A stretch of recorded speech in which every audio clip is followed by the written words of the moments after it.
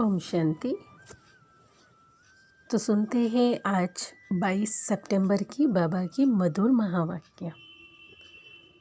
आज की मुरली में बाबा ने खास हम बच्चों को बताए कि बच्चे, दुनिया में जो भी मनुष्य आत्माएं हैं वो अगर यह ब्रह्मा का चित्र देखकर कोई प्रश्न उठाते हैं या पूछते हैं तो उन्हें राज समझाओ कि ये ब्रह्मा कौन है।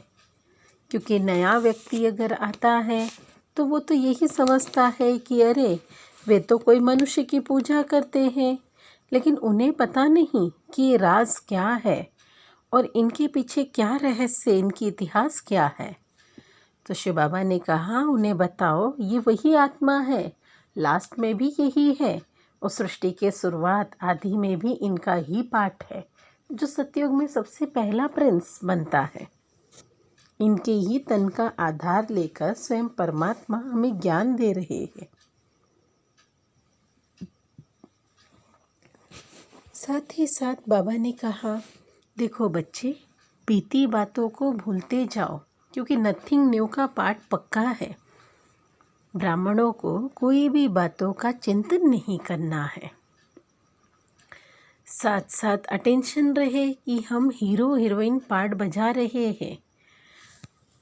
शिव बाबा का काम है पतित को पावन बनाना, ना कि वो हमारी तरह पार्ट प्ले करेंगे, क्योंकि वो तन में आते ही नहीं। वो अजर अमर अविनाशी है।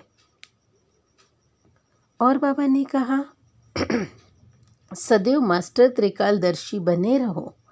और त्रिकालदर्शी अर्थात तीनों कालों को जानने वाले तो योग युक्त भी रहेंगे और कर्म बंधनों से भी मुक्त रहेंगे। और बाबा ने स्मृति दिलाए कि ये यज्ञ है, इस यज्ञ में अपना तन मन धन सब सफल करना है।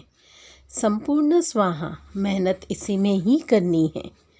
साथ में बाबा ने कहा जो भी ब्राह्मण आत्माओं की हद की इच्छा नहीं है, वे इच्छा मात्रम अविद्या करते हैं।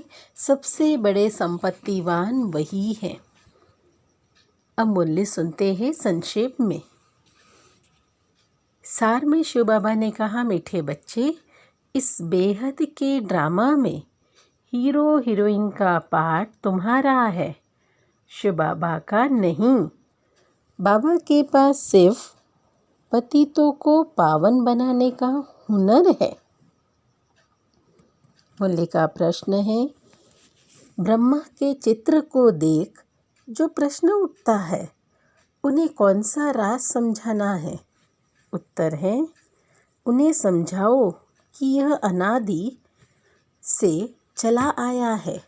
अंत वाली आत्मा भी यही है, आदि वाली भी यही है।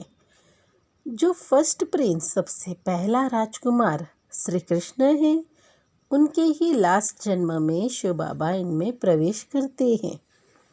ये अभी का इनका पतित तन है, इन्हें ही पावन बनाना है।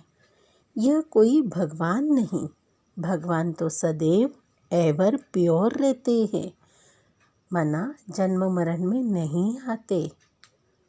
उसने ही इनके तन का आधार लिए है।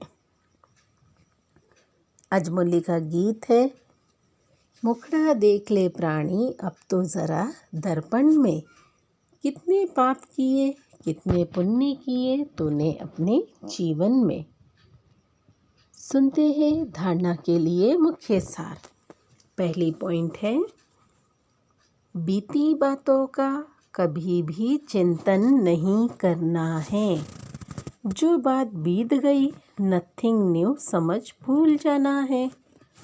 दूसरी पॉइंट है, इस राजस्व अश्वमेध रुद्र गीता ज्ञान यज्ञ में अपना तन मन धन सब स्वाहा कर सफल करना है।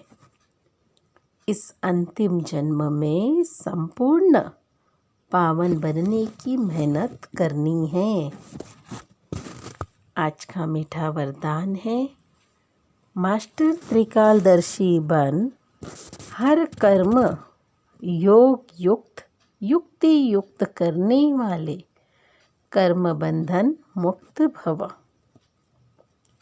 इसका स्पष्टीकरण है, जो भी संकल्प, बोल व कर्म करते हो वह मास्टर त्रिकालदर्शी बनकर करो, तो कोई भी कर्म व्यर्थ व अनर्थ नहीं हो सकता।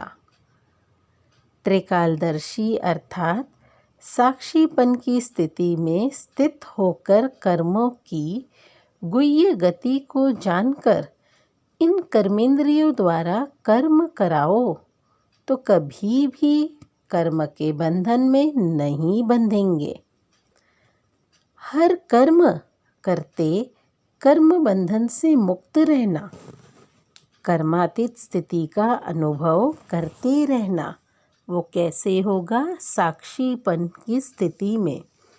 जितना हम साक्षी होकर कर्म करेंगे तो कर्मेंद्रियों द्वारा कोई भी बंधन में नहीं फंसेंगे। यही कर्मों की गुह्य गति है। आज का स्लोगन है, जिनके पास हद की इच्छाओं की अविद्या है वही महान संपत्तिवान है। जिनके पास हद की इच्छाओं की अविद्या है वही महान संपत्तिवान है। अच्छा, ओम शांति।